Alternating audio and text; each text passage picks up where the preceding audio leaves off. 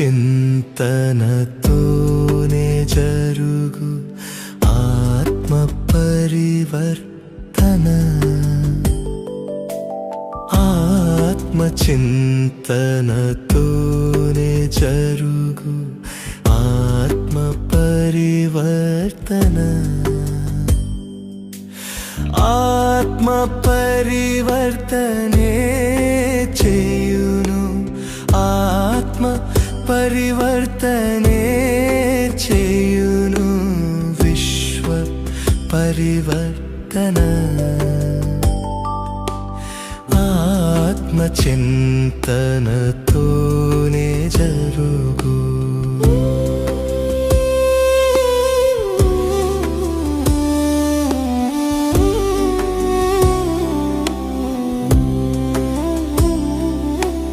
విశ్వ కళ్యాణము కొరకై కొంత సమయం తీసుకో. విశ్వ కళ్యాణము కొరకై కొంత సమయం తీసుకో. శాంత ఏకాంత మనసుతో దీనిని గమనించుకో. శాంత ఏకాంత మనసుతో దీనిని గమనించుకో. నేనెవరు, ఇక్కడికి ఎందుకొచ్చాను, నేనెవరు, ఇక్కడికి ఎందుకొచ్చాను చెయ్యి ఆత్మ అన్వేషణ. ఆత్మ చింతనతోనే జరుగు ఆత్మ పరివర్తన. ఆత్మ పరివర్తనే చేయును, ఆత్మ పరివర్తనే చేయును విశ్వ పరివర్తన. ఆత్మ చింతనతోనే జరుగు.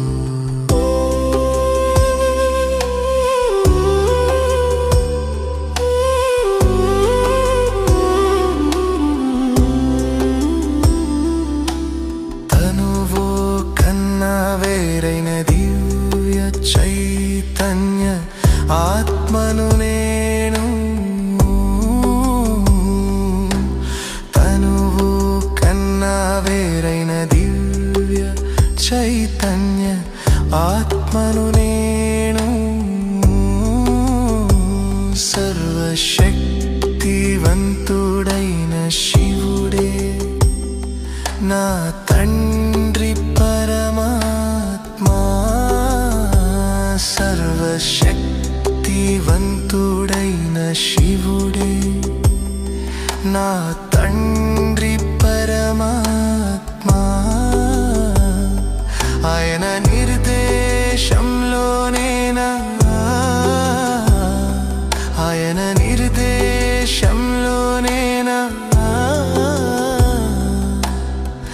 తనువుపై అనుశాసన.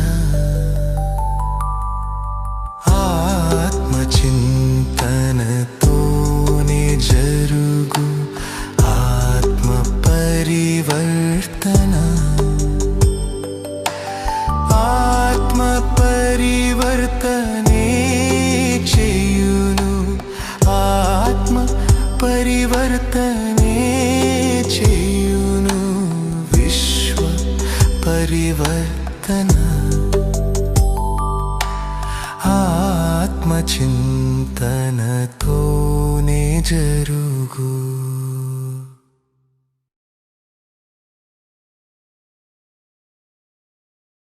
శాంతి.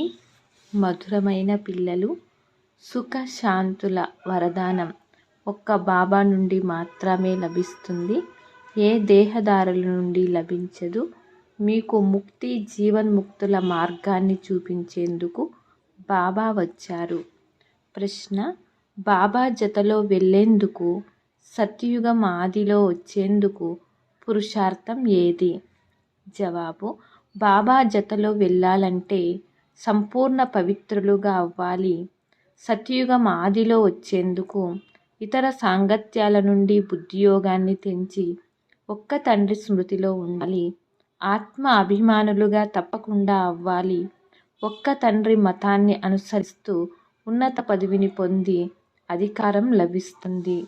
పాట: నయనహీనులకు మార్గాన్ని చూపించండి ప్రభు. ఓం శాంతి. ఈ పాటను ఎవరు పాడారు?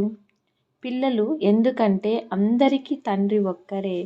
వారినే రచయిత అని అంటారు. రచన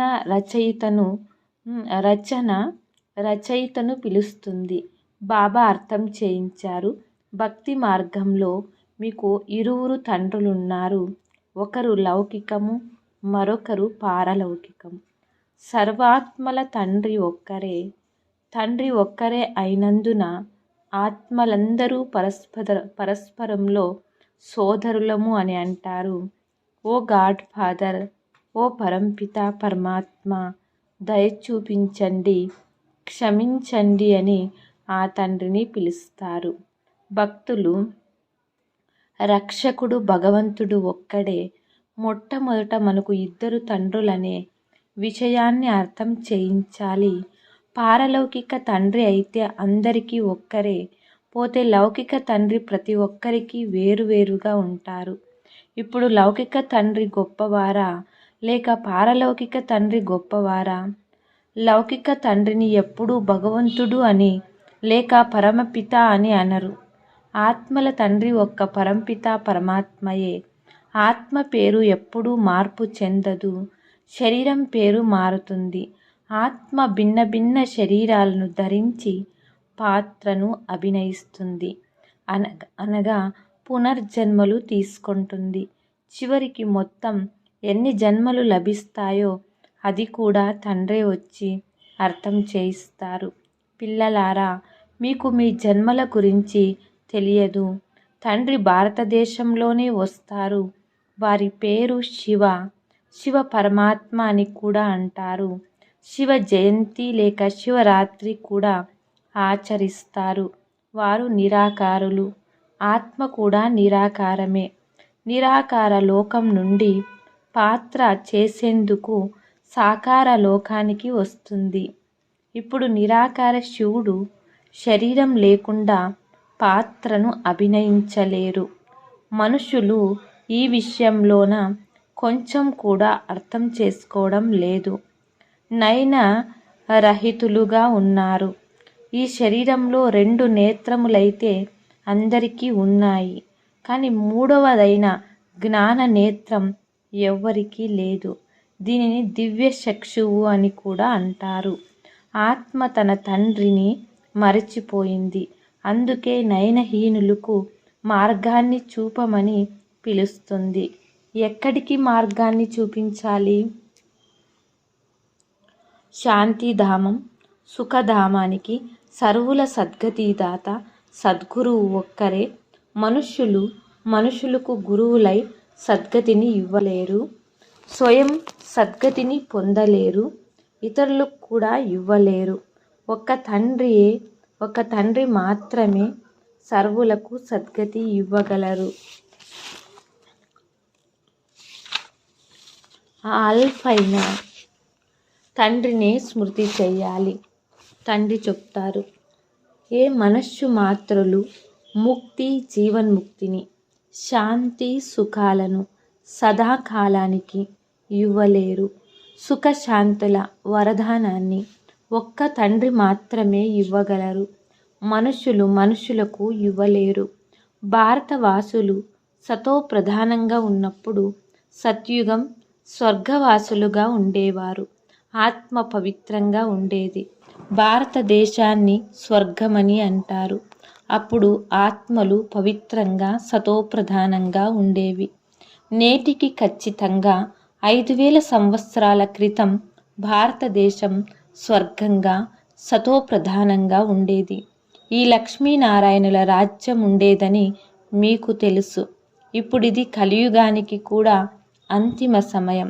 దీనిని నరకమని అంటారు. ఇదే భారతదేశం స్వర్గంగా ఉన్నప్పుడు చాలా ధనవంతంగా ఉండేది. వజ్ర వైఢూర్యాల భవనాలుండేవి. తండ్రి పిల్లలకు స్మృతి కలిగిస్తూ ఉన్నారు. సత్యుగం ఆదిలో ఈ లక్ష్మీనారాయణల రాజధాని ఉండేది.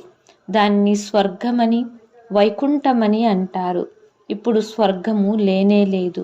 ఇది తండ్రి అర్థం చేస్తున్నారు. బాబా భారతదేశంలోనే వస్తారు. నిరాకారుడైన శివుని జయంతి కూడా ఆచరిస్తారు. కానీ వారు ఏం చేస్తున్నారు ఎవ్వరికీ తెలియదు. ఆత్మలమైన మన తండ్రి శివుడు, వారి జయంతిని మనము ఆచరిస్తాము. తండ్రి జీవన చరిత్ర కూడా తెలియదు. దుఃఖంలో అందరూ స్మరణ చేస్తారని వారి మహిమను కూడా గాయనం చేస్తారు. ఓ గాడ్ ఫాదర్, దయ చూపించండి, మేము చాలా దుఃఖంలో ఉన్నామని పిలుస్తారు. ఎందుకంటే ఇది రావణ రాజ్యం. ప్రతి సంవత్సరము రావణ్ణి తగలబెడతారు కదా. కానీ 10 తలల రావణుడు అంటే ఎవరో ఎవ్వరికీ తెలియదు. మనం రావణుని ఎందుకు తగలబెడుతూ ఉన్నాము? ఇతను ఎలాంటి శత్రువు అయినందున అతని బొమ్మను తయారు చేసి తగలబెడుతూ ఉన్నామని ఎవ్వరికీ తెలియదు. భారతవాసులకు అస్సలు తెలియదు. ఎందుకంటే జ్ఞానం అనే 3వ నేత్రం లేదు. అందుకే వారు రామరాజ్యం కావాలని వేడుకుంటారు.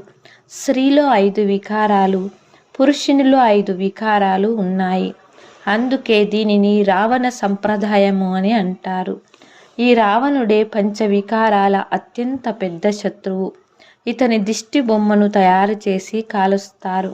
మేము తగులబెడుతున్న ఈ రావణుడు ఎవరో భారతవాసులకు తెలియదు.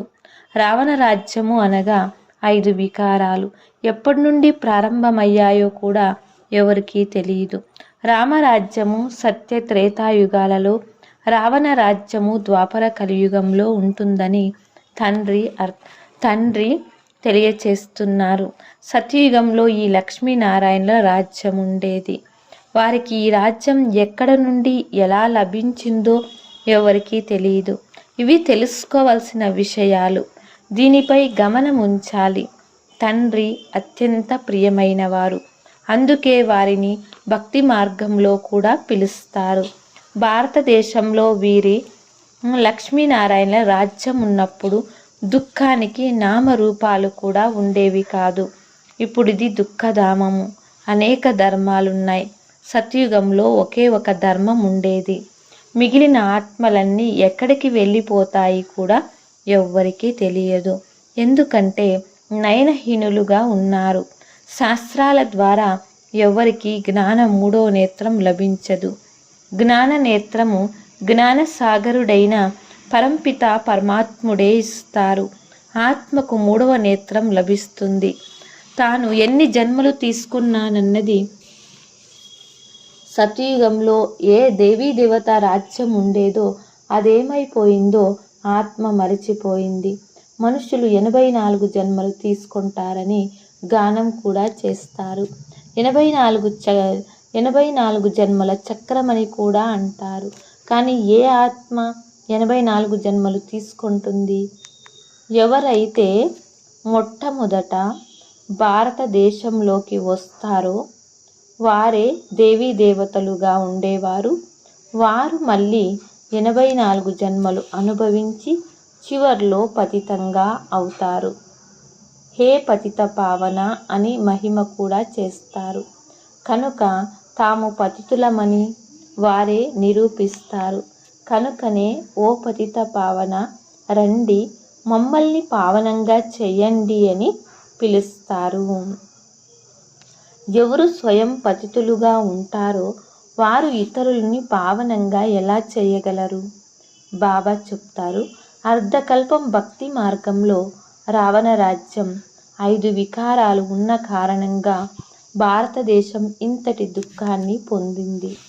84 జన్మలు తప్పకుండా తీసుకుంటారు. దాని లెక్క కూడా అర్థం చేయించాలి. మొట్టమొదట సత్యయుగంలో సతో ప్రధానంగా, త్రేతాలో సతో ఆత్మలో మలినాలు చేరుతాయి. తండ్రి భారతదేశంలోనే వస్తారు. శివ జయంతి ఆచరింపబడుతూ ఉన్నది కదా. మిగిలిన ఆత్మలందరూ గర్భం ద్వారా జన్మ తీసుకుంటారు. నేను సాధారణ వృద్ధ శరీరంలో ప్రవేశిస్తాను. ఇది అతని అనేక జన్మల అంతిమ జన్మ. ఇది ఏ ఒక్కరికి మాత్రమే అర్థం చేయించరు. ఇది గీతా పాఠశాల. మనుషులను దేవతలుగా తయారు చేసేందుకు ఇక్కడ రాజయోగం నేర్పించబడుతుంది. మీరు ఇక్కడకు స్వర్గ సామ్రాజ్యాన్ని ప్రాప్తి చేసుకునేందుకు వచ్చారు. దీనిని తండ్రి మాత్రమే ఇవ్వగలరు. గీత చదవడం ద్వారా ఎవ్వరూ రాజులుగా అవ్వలేరు, ఇంకా పేదవారుగా అవుతూ వచ్చారు. తండ్రి గీతా జ్ఞానాన్ని వినిపించి రాజులుగా తయారు చేస్తారు. ఇతరుల ద్వారా గీతను వినడం వల్ల నిరుపేదలుగా అయిపోతారు. భారతదేశంలో లక్ష్మీనారాయణుల రాజ్యం ఉన్నప్పుడు శాంతి, పవిత్రత, సుఖము, సంపదలు ఉండేవి. పవిత్ర గృహస్థ ఆశ్రమం ఉండేది. అక్కడ హింసకు నామరూపాలే లేవు. మళ్ళీ ద్వాపరం నుండి హింస ప్రారంభమైంది. కామ ఖడ్గాన్ని ఉపయోగిస్తూ మీ స్థితి ఇలా తయారయ్యింది. సత్యయుగంలో 100% ఐశ్వర్యవంతులుగా, సతోప్రధానంగా ఉండేవారు. ఈ రహస్యం ఏ మనుషులకు, ఏ సాధు సత్పురుషులకు మొదలైన వారికి తెలియదు. జ్ఞాన సాగరులు పతిత పావనులైన తండ్రినే వచ్చి సతోప్రధానంగా అయ్యేందుకు యుక్తులు తెలిపిస్తారు. రావుని మతమనుసారం మనుషుల స్థితి ఎలా అయిపోయిందో చూడండి. రాజులు కూడా ఎవరైతే పవిత్ర రాజులుగా ఉండి వెళ్ళిపోయారో వారి చరణాలపై పడి, మీరు సర్వగుణ సంపన్నులు, మేము నీచులము, పాపులము, మాలో ఏ గుణాలు లేవు, మాపై దయచూపండి, మమ్మల్ని మందిర యోగ్యంగా తయారు చేయండి, వారి మహిమను గానం చేస్తారు.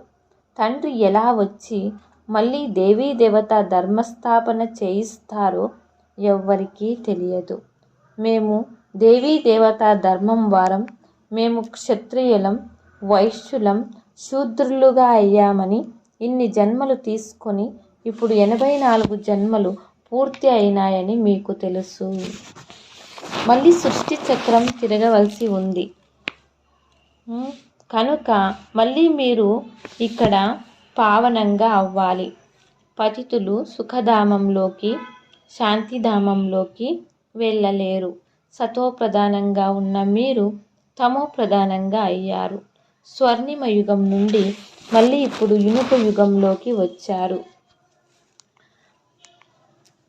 మళ్ళీ స్వర్ణిమ యుగం వారిగా అవ్వాలి. అప్పుడే ముక్తిధామం, సుఖధామంలోకి వెళ్ళగలరని బాబా చెప్తారు. భారతదేశము సుఖధామంగా ఉండేది, ఇప్పుడు దుఃఖధామంగా ఉంది.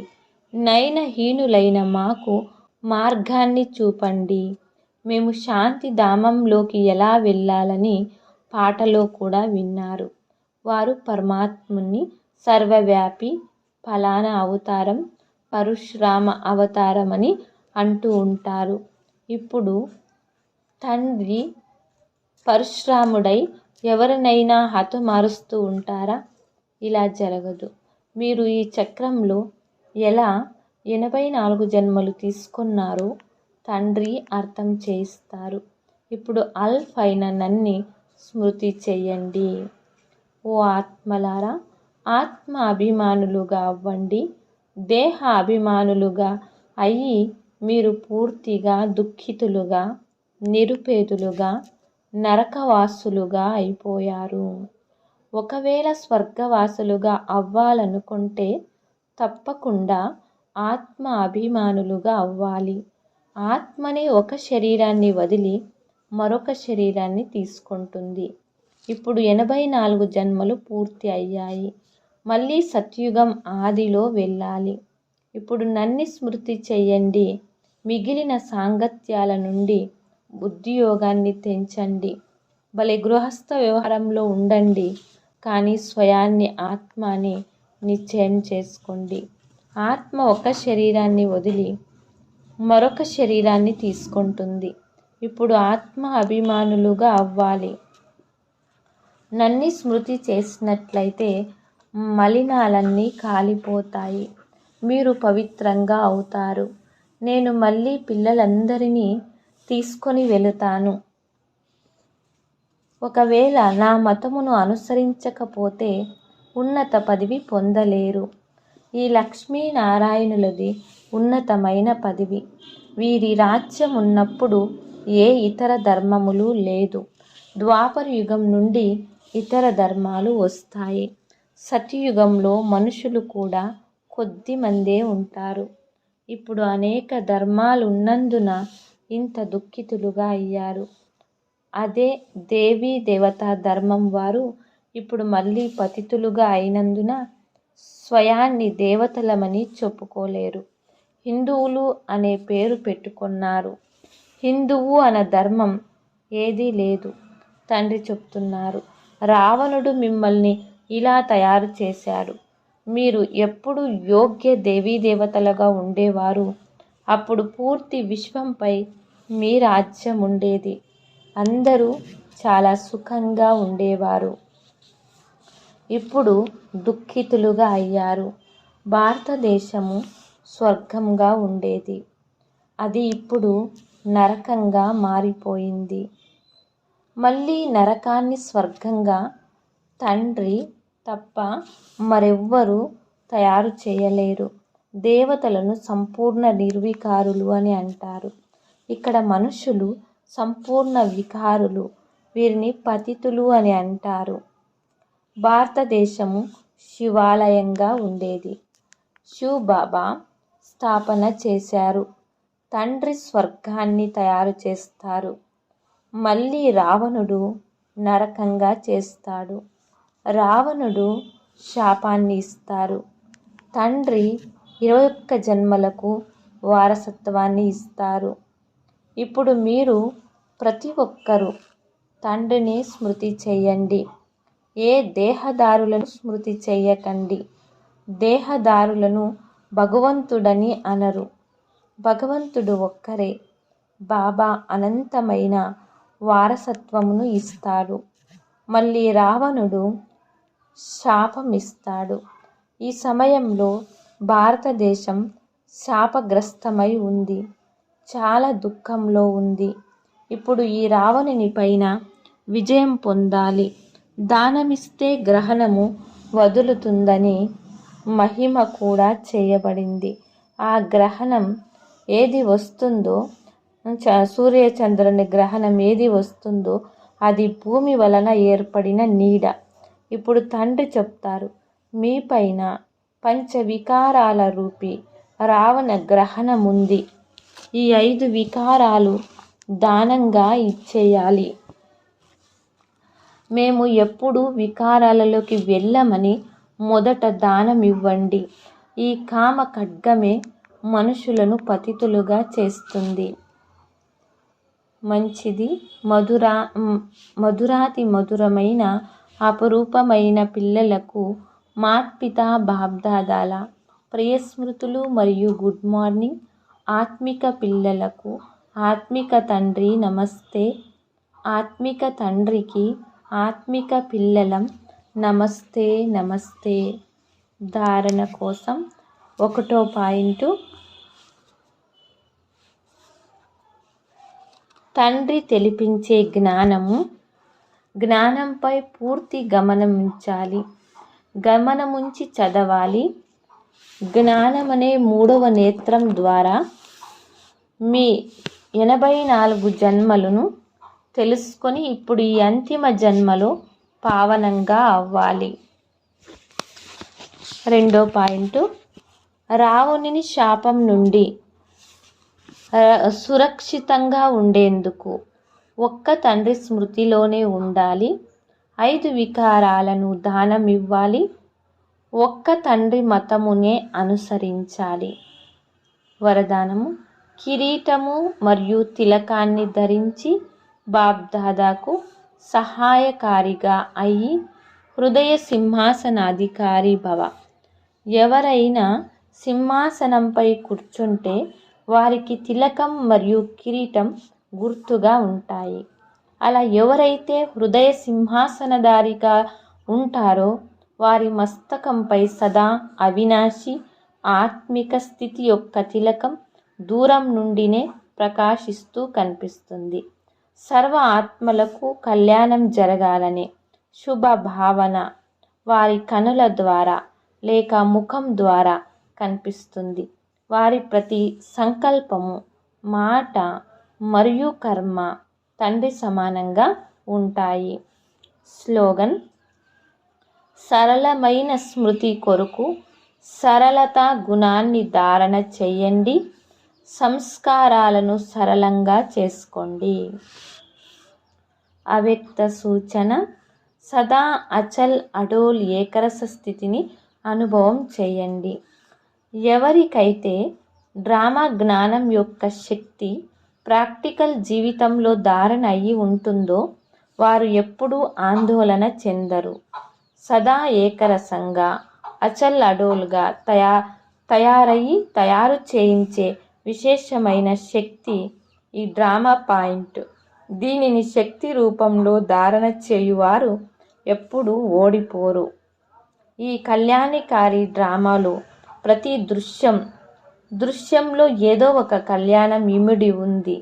ధైర్యవంతులుగా అయ్యి సాక్షిగా ఉండి చూసే అభ్యాసం చేస్తే అచల్ అడోల్గా ఉంటారు. ఓం శాంతి.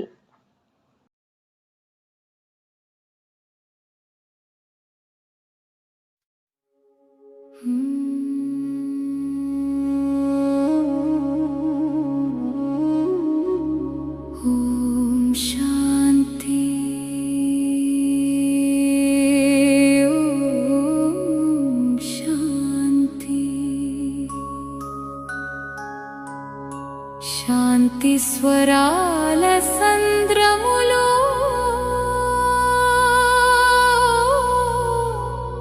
నీ రూపమే వెలుగురా.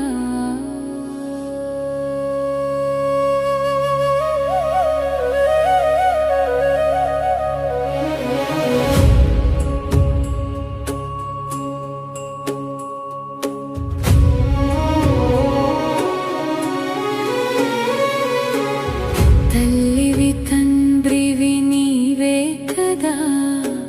ఓం శాంతి. సద్గురు దైవము నీవే కదా. పరమాత్మ స్వరూపమా. తల్లివి తండ్రివి నీవే కదా నా జీవాధారమా. మరువనురా నిను మరువనురా నా శ్వాసలో నీవురా.